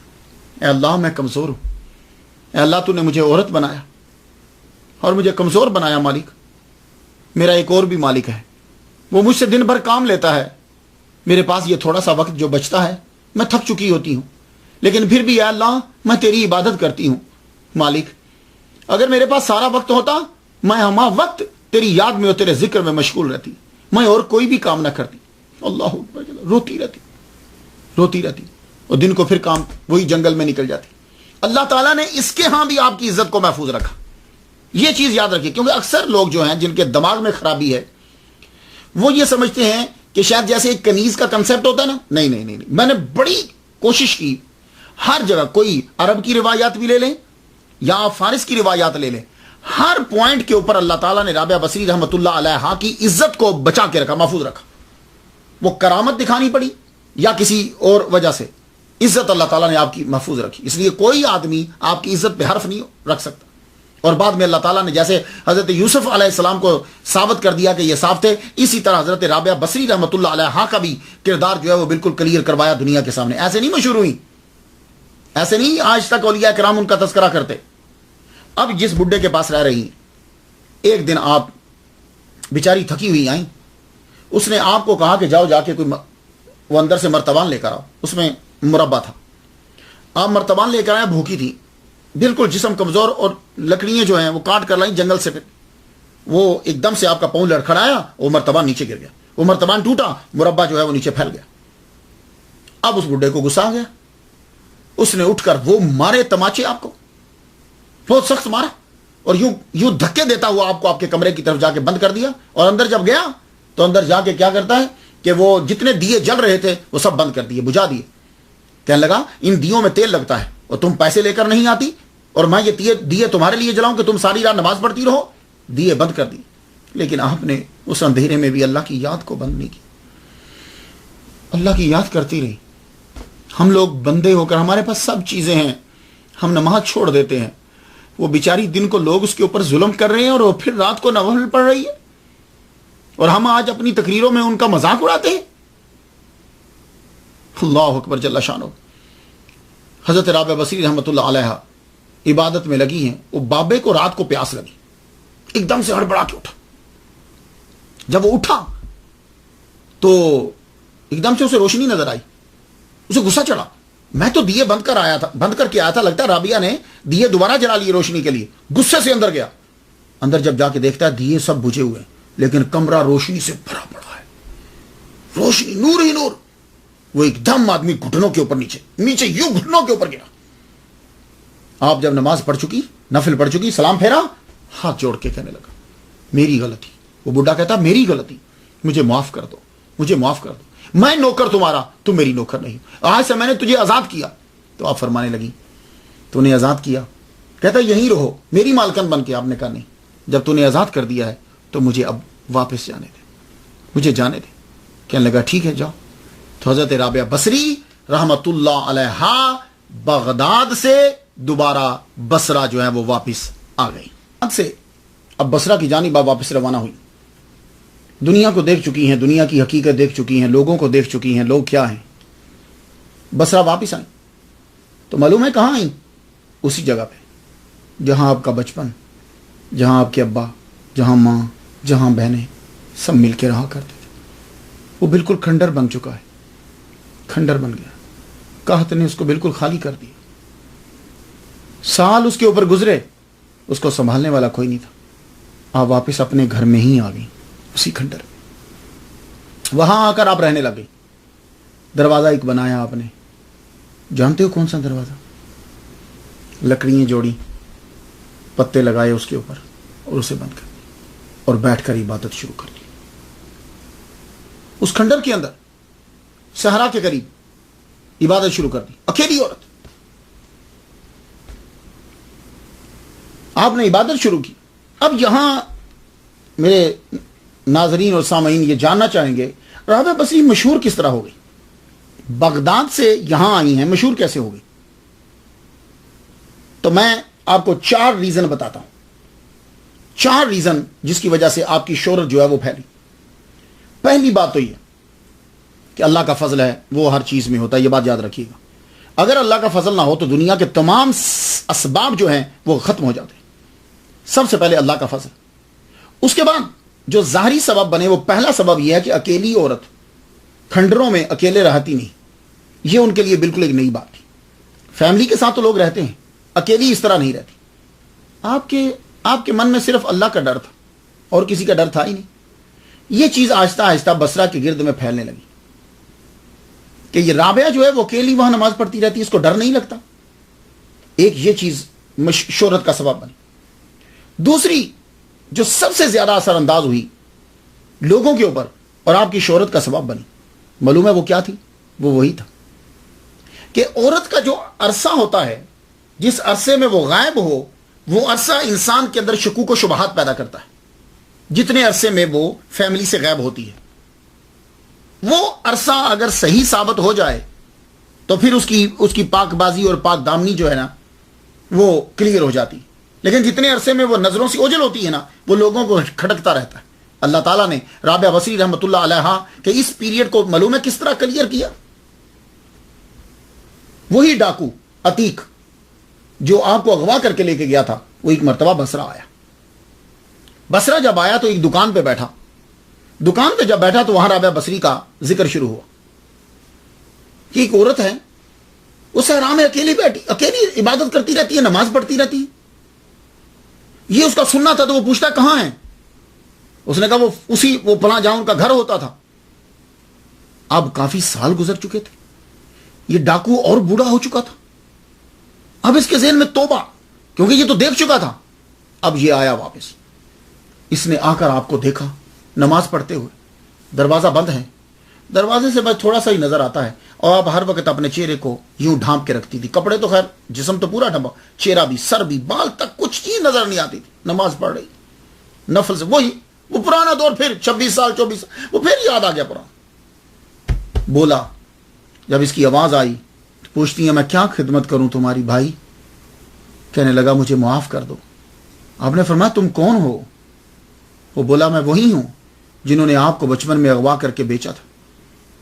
آپ رو پڑی، فرمانے لگی جاؤ میں نے تمہیں معاف کیا، میں تمہیں معاف کیا۔ وہ بندہ رو پڑا، گر گڑا پڑا، بڑا رویا۔ کہنے لگا اگر آپ مجھے اجازت دو تو میں یہاں رک جاؤں، میں باقی زندگی یہاں گزار دوں آپ کے پاس ہی، تاکہ میرے گناہ میرے معاف ہو جائیں۔ آپ نے فرمایا ٹھیک ہے تمہاری مرضی۔ یہ بندہ جو تھا یہ اصل سبب بنا آپ کی شہرت کا، کیونکہ یہ تو آپ کو بچپن سے اغوا کر کے لے گیا تھا، اور یہ بندہ خود ڈاکو تھا، برائی کے اندر ہر قسم کی برائی اس نے کی ہوئی تھی۔ اب یہ آدمی جب کوئی بندہ آتا، یہ خود بصرہ بازار جاتا، جہاں جہاں یہ بیٹھتا، یہ خود ہی پبلسٹی اور ان کی پاک دامنی کا ایک سب سے بڑا ثبوت تھا. یہ ہر وقت بولتا تھا، بتاتا تھا کہ یہ میرے پاس رہیں، میں نے اتنی کوشش کی. یہ نمازوں میں مشغول رہتی تھی، نہ کبھی شراب، نہ کبھی کھانا، نہ کوئی چیز، نوافل اور نماز. یہ بندہ جو تھا نا، اس کا بولنا آپ کی شہرت کا ایک اور سبب بن گیا. اور یہ اللہ تعالیٰ نے ایسے ہی جیسے حضرت یوسف علیہ السلام جب قید سے نکلے تو انہی عورتوں نے کہہ دیا تھا کہ بھائی غلطی ہماری ہے، اس کے اندر کوئی بھی برائی نہیں ہے. بیان ہی یہی عتیق جو ہے ڈاکو، یہ جب بصرہ کے بازار کے اندر لوگوں کو بتاتا تھا اس بچی کے اندر کوئی قصور نہیں، میرا قصور ہے، میں جانتا ہوں اسے، اس کی پاک بازی اور پاک دامنی پہ میں قسم اٹھاتا ہوں. یہ دوسرا سبب جو ہے وہ اب. تیسرا سبب جو ہے، تیسرا سبب، اور میں آپ کو بتا دوں کہ اس سے پہلے آپ کے اوپر حملہ ہو چکا، جو ایک اور سبب جو شہرت کا بنا وہ یہ تھا. آپ جب رہتی تھی وہاں تو آپ کو معلوم ہے کہ وہ جو گیپ ہوتا ہے، وہ گیپ کے اندر شکوک و شبہات ہوتے ہیں. تو کچھ چند شیطان آدمیوں نے بیچ میں شروع کر دیا. پہلے تو انہوں نے چاہا کہ ان کو لے جائیں اغوا کر کے، یہاں سے لے جائیں، یا یہ ساتھ چلیں یا شادی کر لیں. آپ نہیں مانی. اب اس نے لوگوں کو اکٹھا کیا. بھائی اس عورت کو جانتے ہو؟ نعوذ باللہ نعوذ باللہ. آپ کو معلوم ہے کہ جیسے لوگ ہوتے ہیں، سب لوگوں کو ورگلا کے نا، اٹھو اپنے پتھر اٹھاؤ اور مارو. یہ عورت جو ہے وہ یہاں رہ رہی ہے، یہ کیوں رہ رہی ہے یہاں؟ بہت سے عجیب سے جملے ان کے لیے بولے، میں بولنا نہیں چاہتا. لوگ جو ہے وہاں سے چلے آئے، پتھر اٹھا کے آپ کو کھینچ کے باہر نکالا گیا. اللہ تعالیٰ آپ کی پاک دامنی کو ثابت کرنا چاہتا ہے، آپ کو باہر نکالا گیا. اب وہ شخص مل کر سب لوگ پتھر اٹھا کے مارنے لگے. جب پتھر اٹھا کے مارتے ہیں تو وہ پتھر رستے میں ہی رک جاتے. اس ظالم نے جب پتھر اٹھایا بڑا کہ میں ماروں، تو جب یہ مارنے لگا تو ہاتھ وہیں کا وہیں رک گیا. ہاتھ وہیں رک گیا. لوگوں نے اب دیکھا ہم اس عورت کو مارنا چاہتے ہیں، جس کی پاک دامنی پہ ہم شک کر رہے ہیں، ہمارے اپنے ہاتھ شل ہو گئے ہیں اور پتھر اس تک نہیں جا رہے. یہ آپ کی شہرت کا سبب بصرہ میں بنا. اللہ تعالیٰ اپنے بندوں کی عزت کو بچاتا ہے، یہ بات یاد رکھیے گا. ایسے نہیں رابعہ بصری مشہور ہوئی، ورنہ آپ کے اوپر آبجیکشن پہ آبجیکشن لگتے. لیکن اللہ تعالیٰ واضح کر رہا ہے لوگوں کے اوپر کہ جب کوئی عورت بھی ہو وہ ہماری عبادت کرتی ہے تو ہم اس کی حفاظت کرتے ہیں. اس کا مطلب یہ نہیں ہے کہ مردوں نے صرف ٹھیکہ لیا ہوا ہے، یا صرف مردوں کی ہم حفاظت نہیں، عورت بھی ہم سے جب پیار کرتی ہے فَلَنُحْيِيَنَّهُ حَيَاةً طَيِّبَةً، ہم اس کو بھی پاکیزہ زندگی عطا فرما دیتے. یہ بھی ایک سبب بنا آپ کی شہرت کا کہ آپ تو شہر والوں نے خود دیکھ لیا کہ بھائی ہم نے پتھر مارے اور نہیں لگے. اللہ اکبر جل شان. اور ایک اور آپ کا شہرت کا سبب جو یہ اس طریقے سے پھر آپ کی زہد، آپ کا تقوی چلنے لگا. آپ کی شہرت زہد کی پھیلتی پھیلتی بغداد میں تب ہارون الرشید کا دور حکومت وہاں مشہور ہوا. ہارون الرشید بندہ بھیجا، قاصد بھیجا، وہ کافی سارا سامان لے کر آیا. آپ باہر تشریف لائیں، اپنے گھر کے باہر تھی. کہنے لگا جی میرا نام زیاد بن طاہر بن امیر الفخری ہے، مجھے ہارون الرشید نے بھیجا، امیر المومنین خلیفہ نے مجھے بھیجا ہے، اور آپ کے زہد جو ہے اس کی شہرت وہاں تک پہنچی ہے، انہوں نے بھی سنی، تو یہ آپ کی خانقاہ کے لیے بھیجا. اور ہارون الرشید 786 عیسوی میں خلیفہ بنا، اور حضرت رابعہ بصری کی وفات کے 8 سال بعد تک یہ خلیفہ رہا ہے. تو اس کا مطلب یہ ہے کہ صحیح ہے بات. آپ نے کھڑے کھڑے وہ تمام تحائف اور ہدایہ پتہ کسے دے دیے؟ چور کو. یہ چور کون تھا؟ یہ رات ہی کو آپ کے گھر سے سامان لوٹنے آیا تھا. اس نے کچھ چادریں پڑی ہوئی دیکھی تو وہ اٹھائیں، وہ اٹھا کے اب آپ کو مارنے لگا تھا. تو جب آپ کو مارنے لگا تو وہیں ہاتھ اس کا جو ہے وہ رک گیا. اب یہ ویسے ہی گر گیا. آپ نماز پڑھتی رہی. جب نماز مکمل ہوئی، تہجد بھی پڑھ لی آپ نے، یہ وہیں بیٹھا رہا. صبح جب ہوئی تو آپ نے کہا بھائی آؤ کچھ ہے تم بھی کھا لو. رو پڑا، روتا رہا. آپ نے فرمایا رو مت، اللہ سے معافی مانگ. اس نے اللہ سے معافی مانگی. آپ نے فرمایا پڑھو. اور جب بھی کبھی کوئی آپ سے معافی مانگنے، آپ کسی کو توبہ کرواتی تو کہتی تھی پڑھو اشہد ان لا الہ الا اللہ وحدہ لا شریک لہ واشہد ان محمدا عبدہ ورسولہ. اللہ بڑا بے نیاز ہے، اللہ معاف کر دیتا. جب کوئی آدمی معافی مانگتا ہے اللہ معاف کر دیتا. تو آپ اس کو اس طریقے سے سمجھاتی. تو وہ بندہ بھی باہر، آپ تو کمرے میں تھی نا، وہ پھر باہر آ کے صبح رب کی بارگاہ میں سجدہ ریز تھا کہ جب کہ یہ قافلہ ہارون الرشید کا آیا، جتنے تحائف تھے وہ اٹھا کر اسے دے دیے چور کو. کہا جاؤ یہ لے جاؤ. تو وہ زیاد بن طاہر ابن امیر الفخری کہنے لگا کہ یہ تو امیر المومنین نے بھیجے ہیں، خلیفہ نے بھیجے ہیں، اور آپ اسے دے رہی ہیں اس غریب کو؟ آپ نے فرمایا میں نے اللہ سے اسی کو مانگا ہے، باقی چیزیں مجھے نہیں چاہیے۔ یہ ہارون الرشید کا سامان بھیجنا حضرت رابعہ بصری رحمۃ اللہ علیہ کو یہ اور آپ کی شہرت کا سبب بنا۔ اب تو بصرہ کے اندر آپ مشہور ہو گئی، آپ کا گھر، آپ کا جو وہ گھر تھی وہ خانقاہ بن گئی۔ اب بڑی بڑی امیر عورتیں، شرفاء، فضلاء، ایون کہ علماء، آپ کا گھر جو ہے وہ مرجع خلائق بن گیا۔ ایسا لگتا ہے کہ جیسے یہاں بازار ہے کوئی بہت بڑا، لوگ آتے، کوئی دم کروانے آتا، کوئی مسئلہ پوچھنے آتا، آپ کی خانقاہ کے اندر عورتیں آ کے سبق سیکھتی، بیٹھتی، وہاں وہ مدرسہ بن گیا، عبادت ہوتی، تصوف سیکھتی۔ اور آپ کا جو فلسفہ ہے نا، جو تصوف کے اندر آپ نے جو بیان دیا، ویسے تو چیزیں لوگ بیان کرتے رہتے ہیں، لیکن وہی چیز کسی آدمی کے وجہ سے زیادہ مشہور ہو جاتی۔ آپ کی گفتگو کا موضوع جو ہے اللہ کی محبت ہوتا تھا بس۔ تو جتنی بھی عورتیں آتی، آپ ان کو یہی اللہ کی محبت کا سبق دیتی کہ اس سے محبت کرو، بس اللہ سے پیار کرو، وہ ہمارا خالق ہے، اللہ سے محبت اللہ کی خاطر۔ یہ تھا آپ کا فلسفہ، اللہ سے محبت اللہ کی خاطر، کوئی اور بیچ میں سبب نہیں ہونا چاہیے۔ لیکن مولوی کو سمجھ نہیں آ رہی، ملا کو سمجھ نہیں آ رہی، اور اسی فلسفے کے تحت آپ نے یہ گفتگو کی ہے۔ ویسے تو کچھ باتیں ایسی ہوتی ہیں کہ جو ویسے ہی منسوب کر دی جاتی ہیں، لیکن اگر واقعی یہ ان کی بات ہے کہ ایک ہاتھ میں آپ نے پانی لیا اور ایک ہاتھ میں آگ لی، اور کہا کہ اے اللہ میں پانی سے تیری دوزخ کو بجھا دوں، یا کہا تیری دوزخ سے میں تیری جنت کو آگ لگا دوں، مولوی جو ہے وہ شروع ہو رہا ہے یہ اللہ کی توہین ہو گئی، اللہ کی گستاخی ہو گئی۔ تو خود وہ حضور کو اپنے جیسا کہتے ہیں، خود وہ سارا دن بولتے رہتے ہیں، وہاں توہین اور گستاخی کا کوئی کنسیپٹ ہی نہیں۔ نبی مر کر مٹی میں مل گیا، کوئی گستاخی کا تصور ہی نہیں ہو رہا۔ اللہ جھوٹ بول سکتا ہے، یہاں کوئی توہین نہیں ہے۔ اب ایک عورت نے سمجھانے کے لیے یہ بات کہہ دی تو وہاں ہوا کہ یہ گستاخی ہو گئی ہے۔ گستاخی نہیں ہے، بلکہ یہ لالچ ہے۔ ایک آدمی دوزخ کے ڈر سے نماز پڑھ رہا ہے تو کیا تیری نماز؟ ایک آدمی جنت کے لالچ میں نماز پڑھ رہا ہے تو اللہ کے لیے تو نہیں پڑھ رہا، تو جنت کے لیے پڑھ رہا ہے کہ مجھے جنت ملے گی۔ وہ ایک عورت ہو کر دنیا کا عظیم فلسفہ اس نے دیا۔ انہوں نے یہ کہا کہ دیکھو اگر تو دوزخ کے ڈر سے پڑھ رہا ہے تو اللہ کے لیے تیری نماز نہیں، تو اس کے ڈر سے پڑھ رہا ہے، اور اگر تو جنت کے شوق میں پڑھ رہا ہے تو اس کے لالچ میں پڑھ رہا ہے۔ مرد بن، اللہ کی عبادت اس لیے کر کہ اللہ عبادت کا سزاوار ہے بس، اور کوئی مستحق عبادت ہی نہیں ہے۔ یہ تھا فلسفہ آپ کا، مولوی مذاق اڑا رہا ان کا۔ تو آپ کا فلسفہ یہ تھا کہ اللہ کی محبت، اللہ کے شوق اور اللہ کے خوف سے، یہ تھا آپ کا فلسفہ۔ اور آپ نے اس فلسفے کو اس مثال سے سمجھایا۔ دیکھو یہ بچوں والی باتیں ہیں کہ کینڈی ملے گی، 2 کینڈی دے دیں گے، 3 ٹافیاں 4 ٹافیاں مل جائیں گی نا۔ عبادت کر اللہ کی، اللہ کے لیے۔ تو یہ عام آدمی کو کہاں یہ باتیں سمجھ میں آئیں گی؟ انہوں نے دوزخ کا انکار نہیں کیا، انہوں نے جنت کا انکار نہیں کیا، انہوں نے دوزخ کو غلط نہیں کہا، انہوں نے جنت کو غلط نہیں کہا، انہوں نے اپنے فلسفے کی تشریح کی ہے۔ انہوں نے یہ بتلایا ہے کہ دیکھو یہ دوزخ مخلوق، جنت مخلوق، دونوں مخلوق ہیں۔ اللہ نے جنت کو پیدا کیا ہے، اللہ تعالیٰ نے دوزخ کو پیدا کیا ہے، یہ دونوں مخلوق ہیں۔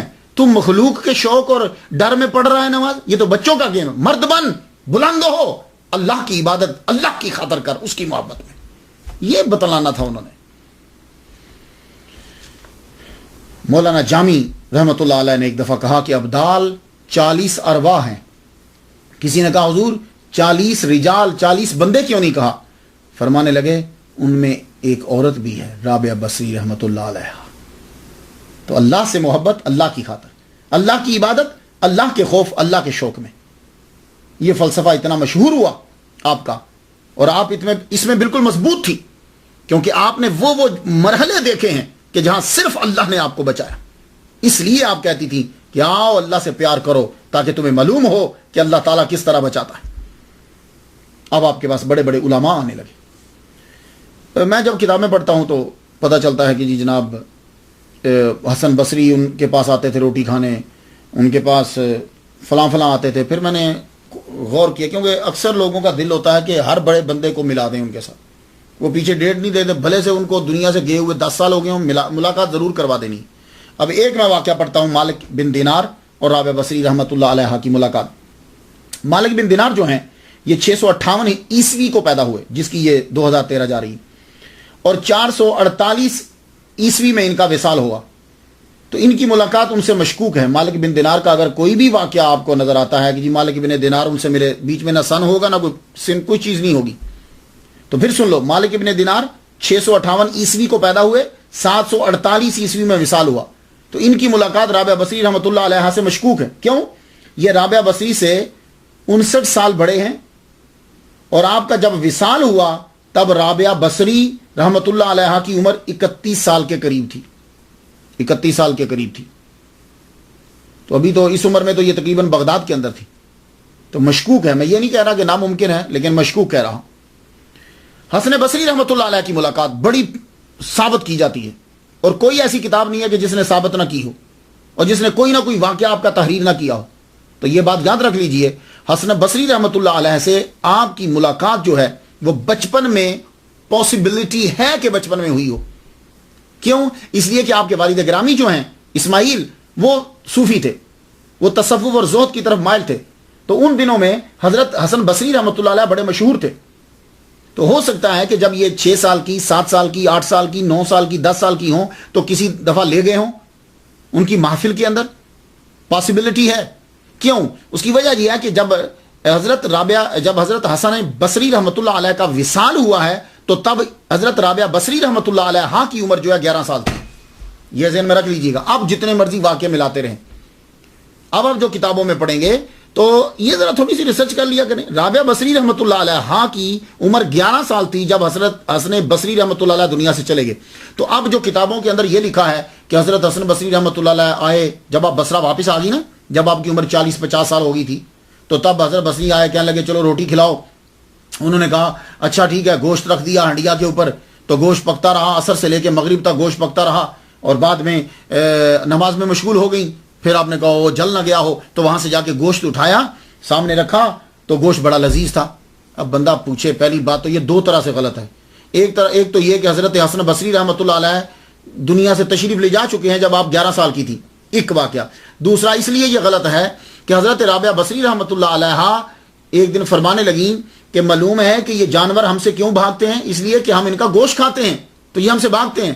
تو جو گوشت کھانے سے منع کر رہی ہیں وہ خود کیا پکائیں گی وہاں؟ اب رہ گیا ایک اور، ابراہیم بن ادہم اور رابعہ بصری رحمۃ اللہ علیہ کا ملاقات۔ یہ بھی واقعات آپ کو ملیں گے، ان سے ملاقات ممکن ہے۔ ابراہیم بن ادہم رحمۃ اللہ علیہ سے میں ان کا واقعہ بیان کر چکا ہوں۔ ابراہیم بن ادہم رحمۃ اللہ علیہ سے رابعہ بصری رحمۃ اللہ علیہ کی ملاقات جو ہے وہ ہو سکتی ہے۔ ابراہیم بن ادہم رحمۃ اللہ علیہ کی رابعہ بصری رحمۃ اللہ علیہ سے ملاقات ممکن ہے۔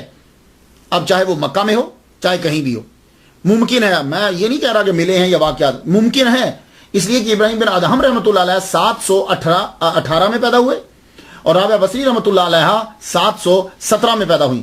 تو یہ 1 سال بڑے ہیں ان سے، تو پاسبلٹی ہے، ممکن ہے کہ ان کی ملاقات ہوئی ہو۔ اب اور واقعات، حضرت ذوالنون مصری رحمۃ اللہ علیہ کی ملاقات حضرت رابعہ بصری رحمۃ اللہ علیہ سے، یہ واقعات بیچ میں ملتے ہیں جی، وہ آئے، انہوں نے ملاقات کی۔ تو اب سن لیجئے، حضرت ذوالنون مصری رحمۃ اللہ علیہ 796 عیسوی میں پیدا ہوئے ہیں، 796 میں، اور وصال ہوا ہے 859 میں۔ آپ کی ملاقات رابعہ بصری رحمۃ اللہ علیہ سے کیسے ہو سکتی ہے؟ حضرت ذوالنون کو پیدا ہوئے 5 سال ہوئے تھے کہ آپ 801 میں دنیا سے رخصت ہو گئی۔ 96 97 98 99 100 اور 6 سال ہوئے نا، 6 سال۔ تو یہ 96 میں پیدا ہوئے ہیں، وہ 801 میں دنیا سے گئی تھی، تو یہ تو ابھی تھے ہی 6 سال کے۔ ذوالنون مصری رحمۃ اللہ علیہ 6 سال کے تھے جب حضرت رابعہ بصری رحمۃ اللہ علیہ دنیا سے رخصت ہو گئی۔ اب آپ بتائیے ملاقات کیسے ہوگی؟ تو اس لیے جہاں کہیں ذوالنون مصری رحمۃ اللہ علیہ کا واقعہ پڑھیں تو سمجھ جائیں کہ یہ بھی تسامح ہو گیا ہے، غلطی ہو گئی ہے، وہ تو بیچارے تھے ہی 6 سال کے جب یہ دنیا سے رخصت ہوگی۔ اب آ جائیے حضرت سفیان ثوری رحمۃ اللہ علیہ کی ملاقات حضرت رابعہ بصری رحمۃ اللہ علیہ سے، یہ پاسبلٹی ہے، اس کی کئی وجوہات ہیں۔ تو میرا یہ خیال ہے کہ جتنے بھی علمی واقعات ہیں یا بزرگوں کے جو واقعات ہیں یا کسی بزرگ کی جو باتیں ہیں وہ اصل میں حضرت سفیان ثوری رحمۃ اللہ علیہ کی ہیں. وہ کیوں؟ حضرت سفیان ثوری رحمۃ اللہ علیہ 97 ہجری میں پیدا ہوئے اور حضرت رابعہ بصری رحمۃ اللہ علیہ 99 ہجری میں پیدا ہوئی. تو حضرت سفیان ثوری رحمۃ اللہ علیہ جو ہے وہ 2 سال بڑے ہیں حضرت رابعہ بصری رحمۃ اللہ علیہ سے. اور یہ پیدا بھی کوفہ میں ہوئے، کوفہ میں یہ پیدا ہوئے اور بعد میں یہ 748 عیسوی میں بصرہ منتقل ہو گئے. یہ غور سے سنیے گا، بہت محنت کرنا پڑتی ہے اس پہ. 748 عیسوی میں بصرہ منتقل ہو گئے اور آپ نے رابعہ بصری کی وفات سے 23 سال پہلے 161 ہجری میں وفات پائی. 23 سال پہلے دنیا سے رخصت ہو گئے آپ کی وفات سے، کیونکہ آپ کی عمر 86 سال تک تھی. 86 سال آپ جی زمین کے اوپر. تو یہ کوفہ میں پیدا ہوئے، بصرہ یہ منتقل ہو گئے. بصرہ کے یہ بہت بڑے مفتی، بصرہ کے محدث، بصرہ کے بہت بڑے زاہد، بصرہ کے بہت بڑے مفسر، بصرہ کے بہت بڑے علامہ، یہ حضرت سفیان ثوری رحمۃ اللہ علیہ.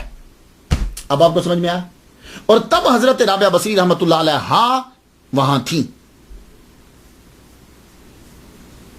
امیر المومنین فی الحدیث کا اگر کسی کو ٹائٹل دیا گیا ہے تو وہ چند لوگ ہیں: امام بخاری، امام شابی، ابن عجینہ، یحییٰ بن معین، حضرت سفیان ثوری رحمۃ اللہ علیہ. یہ ہیں چند نام جن کو امیر المومنین فی الحدیث کہا گیا. 20,000 شاگرد تھے حضرت سفیان ثوری رحمۃ اللہ علیہ کے. اور آپ کی رحمت علی بڑی مشہور تھی، بڑی مشہور تھی. بصرہ کے بازار سے ایک دن گزر رہے تھے تو کسی نے ایک پرندے کو قید کیا ہو.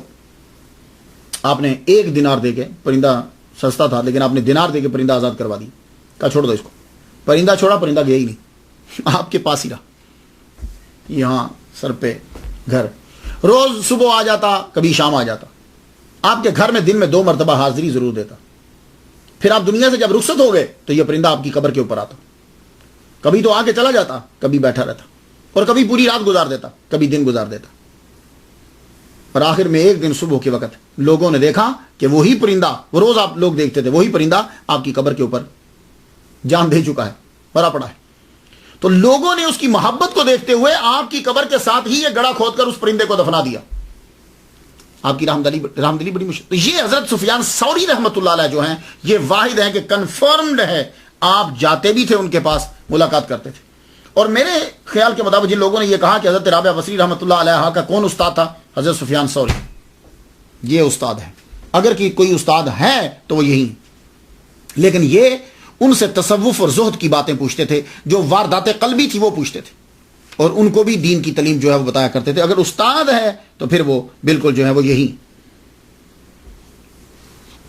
عورتیں آتی، حضرت سفیان ثوری رحمۃ اللہ علیہ یہ بھی جاتے. اور بھی. اور آپ کا کل اثاثہ کیا تھا خانقاہ کے اندر؟ ایک چٹائی، سر کے نیچے رکھنے والا ایک پتھر، ایک ٹوٹا ہوا جگ، ایک پیالہ اور 2 برتن تھے. اگر کوئی مہمان آ جائے تو آپ اس کے لیے اس میں سے چیز پیش کر سکیں. ایک مرتبہ بصرہ کے حاکم نے، جو گورنر بن کر آیا، تب تو آپ کی بڑی شہرت ہو چکی تھی، اس نے آپ کو ایک بہترین مکان دیا، حضرت رابعہ بصری رحمۃ اللہ علیہ، بہترین مکان دی اور چند خدام دیے. کہا کہ آپ یہاں منتقل ہو جائیں. پتہ نہیں آپ نے کیا سوچا، آپ چلی گئی. اور آپ تو ہر وقت عبادت میں، اب تو آپ بوڑھی ہو چکی ہیں، اب تو زیادہ عبادت میں لگی رہتی تھی. تو جوانی میں آپ نے کبھی رات اور دن کبھی مس نہیں کیا. نفل ذکر عبادت، نفل ذکر عبادت. جب سجدے کا ٹائم ہوتا تو سجدے جاری رہتے، جب سجدے کا ٹائم نہیں تو ذکر. ہر وقت عبادت میں مشغول. کھانا کیا، دن سے روزے میں تھوڑا سا کھاتی بیچارہ، کیا کھانا وہ بھی نہیں. اللہ اکبر جل شان. تو اس نے خدام دی اور مکان دیا، منتقل ہوئی. تو وہ جو خدام ہے بیٹھے ہی رہتے تھے، کوئی کام ہو تو کریں. ایک دن حضرت سفیان ثوری رحمۃ اللہ علیہ تشریف لائے، کہنے لگے، او تم بیٹھے رہتے ہو، مالکن کا کام کوئی نہیں کرتے. کہا جی کام ہوتے ہی کوئی نہیں، وہ عبادت میں مشغول رہتی، ہمیں کام ہی کوئی نہیں دیتی. چند دن گزرے تو آپ نے حاکم بصرہ کو پیغام بھیجا، اگر تم مجھے اجازت دے تو میں واپس اپنی خانقاہ میں اس کھنڈر میں چلی جاؤں، میرا یہاں دل نہیں لگتا، یہ خدام تم اپنے واپس لے لو. حاکم بصرہ نے واپس لے لی. آپ کا گھر ایک مدرسہ اور خانقاہ بن گیا. آخری عمر میں دور دراز سے عورتیں آپ کے پاس آتی اور آ کر آپ سے تعلیم لیتی، آپ کے پاس ہی رہتی، خانقاہ میں وہیں بیٹھی رہتی. کوئی بیمار آتا، کوئی توبہ کے لیے آتا، کوئی سبق لینے کے لیے آتا. ایک مدرسہ بن گئی، یونیورسٹی بن گئی آپ کا وہ کھنڈر. مریم بصری ایک آپ کی شاگرد ہیں، بہت مشہور ہوئی، آپ کے ساتھ ہی رہتی تھی ہر وقت. آپ بھی فنا فی اللہ تھی، ہر وقت اللہ تعالیٰ کی محبت میں گم رہتی، اور اتنی محبت تھی اللہ سے کہ حضرت رابعہ بصری رحمۃ اللہ علیہ کے جانے کے بعد ایک دن محفل کے اندر کچھ عرصے کے بعد ان کا بھی انتقال ہو گیا، محفل میں بیٹھی، انتقال معلوم ہے کیسے ہوا، محفل میں بیٹھی ہیں کہ کسی نے اللہ کی محبت کا تذکرہ چھیڑ دیا، آپ کو اس قدر اس محبت میں جوش آیا کہ پتا جو ہے وہ پھٹ گیا، اب فوت ہو گئی۔ اس کے علاوہ ایک اور آپ کی شاگرد ہیں معاذۃ ادویہ، یہ معاذہ ادویہ، یہ آپ ہی کے قبیلہ کی تھی، ہر وقت اللہ کا خوف ان کے اوپر طاری رہتا تھا، اتنا ڈرتی تھی اللہ تعالیٰ سے کہ 40 سال تک کبھی نظر اٹھا کر آسمان کی طرف نہیں دیکھا، اللہ اکبر جل شانہ، اور دنیا سے رخصت ہوئی۔ آپ کی کلندرانہ باتیں، آپ کی باتیں بڑی زبردست ہوتی تھی، اور وہ کلندرانہ باتیں ہوتی تھیں، اور آپ کی باتیں اور جملے لوگ جو ہیں وہ سنا کرتے تھے۔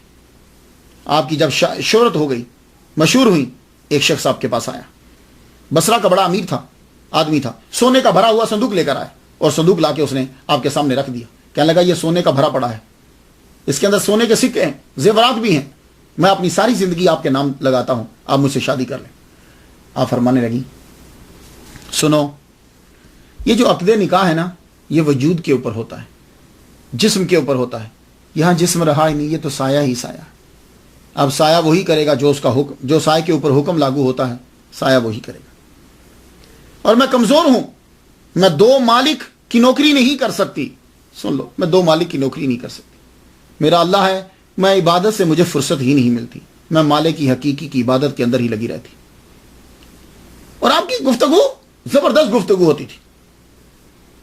ایک دفعہ آپ تقریر کر رہی ہیں، آپ کے سامنے ایک شخص نے آ کے یہ کہا دنیا بہت بری ہے، آپ نے فرمایا لگتا ہے کہ تجھے دنیا سے پیار ہے، کہنے لگا میں کہہ رہا ہوں کہ دنیا بری ہے، فرمانے لگے یہ جو تو اس کا تذکرہ کر رہا ہے برائی سے، اس کا بھی مطلب ہے کہ دنیا تجھے اچھی لگتی ہے، مجھے دیکھ، میں نے آج تک شیطان کی برائی کا تذکرہ کبھی نہیں کیا، کیوں؟ مجھے رحمان کی تعریف کرنے سے فرصت ہی نہیں ملتی۔ اللہ اکبر جل شانہ۔ اور ایک دن فرمانے لگی تم کہتے ہو، لگے رہتے ہو کہ عورت ناقص العقل ہے، ناقص العقل ہے، ناقص العقل ہے، بات کچھ اور ہے، تم اس لفظ میں ناقص العقل میں کہتے ہو، تو بتاؤ آج تک کبھی کسی عورت نے خدائی کا دعویٰ کیا ہے، خدا ہونے کا دعویٰ کیا ہے؟ یہ تم مردوں ہی میں سے ہیں جنہوں نے خدا ہونے کا دعویٰ کیا۔ اور تمہیں میں بتا دوں، عورت نبی بنتی نہیں لیکن نبی جنتی ضرور ہے، تمام انبیاء عورتوں ہی کے بیٹے۔ اللہ اکبر۔ ایک دفعہ بصرہ کے حاکم نے کہا کہ میرا من چاہتا ہے کہ میں 1 سال کا غلہ اور کپڑے جو ہیں وہ میں آپ کے بھیج دوں آپ کی خانقاہ میں، پورے سال کا غلہ، جتنے لوگ آئیں آپ ان کو کھلاتے رہیں۔ تو آپ نے فرمایا ایک شرط ہے، ضرور بھیج دو، لیکن ایک شرط ہے، تم مجھے اتنا بتا دو کہ میں 1 سال جیوں گی، اس کی گارنٹی دے دو تو سال کا غلہ بھیج دو۔ بصرہ کا حاکم کہنے لگا کتنی خوبصورتی سے انکار کر دیا۔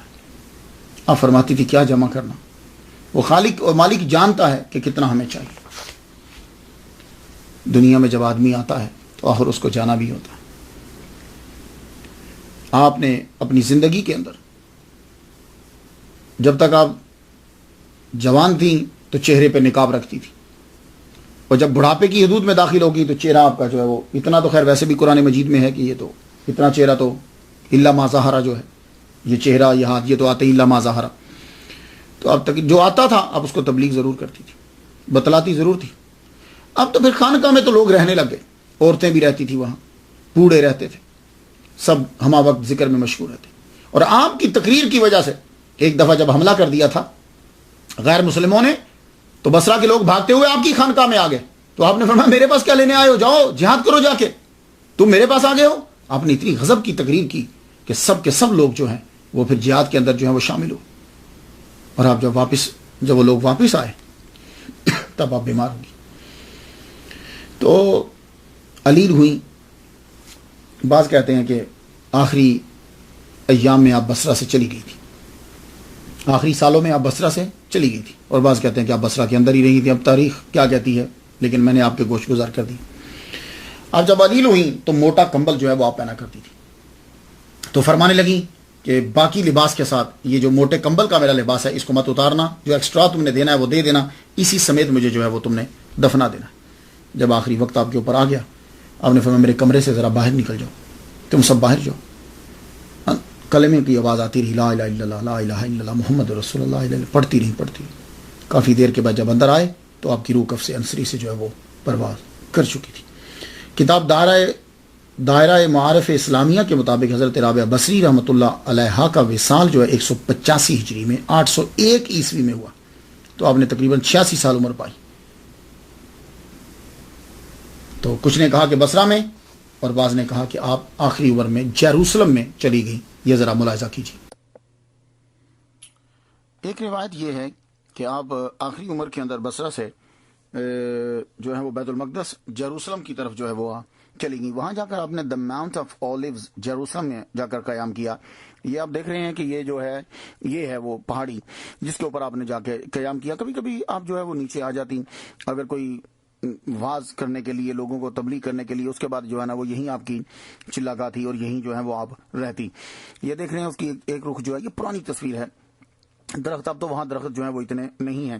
اس جگہ کے بارے میں دا ماؤنٹ آف اولیوز کے بارے میں یہ میں بتاتا جاؤں کہ یہ یہودیوں کے نزدیک بڑی متبرک جگہ ہے۔ یہ آپ دیکھ رہے ہیں، یہ پتھر نہیں ہیں، یہ قبریں ہیں، اور یہاں ہر یہودی کی یہ آرزو ہے کہ میری قبر بنے تو یہاں بنے۔ اس کی وجہ کیا ہے؟ وجہ یہ ہے کہ ان کے عقیدے کے مطابق جب محشر برپا ہوگی تو یہ جو جگہ یہاں جتنے مدفون ہوں گے وہ بڑی تیزی کے ساتھ گاڈ کے سامنے پیش ہو جائیں گے، ان کو لمبی لائن نہیں لگانا پڑے گی، اور یہ بڑی متبرک جگہ ہے۔ یہاں جو ہے وہ ہر یہودی جو ہے وہ چاہتا ہے کہ میری قبر بن جائے، لیکن یہ جگہ تو کم ہے۔ اب کیا ہے کہ اب موجودہ دور کے اندر آپ یہودی کو قبر بنانے کے لیے 90,000 امریکن ڈالر جو ہے وہ دینے پڑتے ہیں۔ اسی ماؤنٹ اولیوز کے ساتھ جو ہے یہ دیکھیے، یہ چرچ آف دا اسینشن ہے، چیپل آف دا اسینشن ہے۔ یہاں یہ عیسیٰ علیہ السلام کے پاؤں کا نشان انہوں نے بنایا ہوا، کہتے ہیں یہاں سے وہ اوپر گئے تھے۔ اس کے بالکل نیچے تہ خانہ ہے۔ یہ تہ خانے میں اگر آپ اس کی طرف جائیں تو آپ کو گیٹ کے اوپر ہی جو ہے نا وہ نظر آئے گا۔ دیکھیے لیفٹ سائڈ کے اوپر آپ کو نظر آ رہا ہے مقام رابعہ العدویہ، یہ جنگلے کے پیچھے۔ یہاں مقام سے مراد چلاگاہ بھی ہو سکتی ہے، اور مقام سے مراد جو ہے وہ ان کی قبر بھی، لیکن قبر جو ہے وہ نیچے بنی ہوئی ابھی۔ تو مقام رابعہ العدویہ، یہاں جو ہے جب آپ نیچے جائیں گے تو آپ کو اس تہ خانے کے اندر جو ہے حضرت رابعہ بصری، اور یہی تصویر جو ہے ان کی قبر کی، یہ پوری دنیا میں تقریباً یہی مشہور ہے۔ اب اللہ بہتر جانتا ہے یہ کیا ہے۔ یہ دیکھیے یہ قبر ہے، یہ بالکل تہ خانے کے اندر، یہ میں نے لکھا ہے گریو آف رابعہ بصری۔ تو اسی کی تصویر جو ہے وہ پائی جاتی ہے، باقی کوئی تصویر جو ہے وہ ملتی، یہی سب جگہ جو ہے وہ مشہور ہے۔ تو ہو سکتا ہے کہ آپ آخری عمر کے اندر بصرہ سے بیت المقدس میں جیروسلم میں جو ہے وہ چلی گئی ہوں، اور وہیں جو ہے وہ آپ نے وفات پائی ہو۔ تب تو مسلمان جو ہیں وہ ہوتے ہی تھے تقریباً، ایسی صورتحال جو نہیں تھی۔ بہرحال میں فاتحہ پڑھ چکا، آپ ان کے لیے فاتحہ پڑھ دیجئے، اللہ تعالیٰ ان پہ رحمت نازل فرمائے۔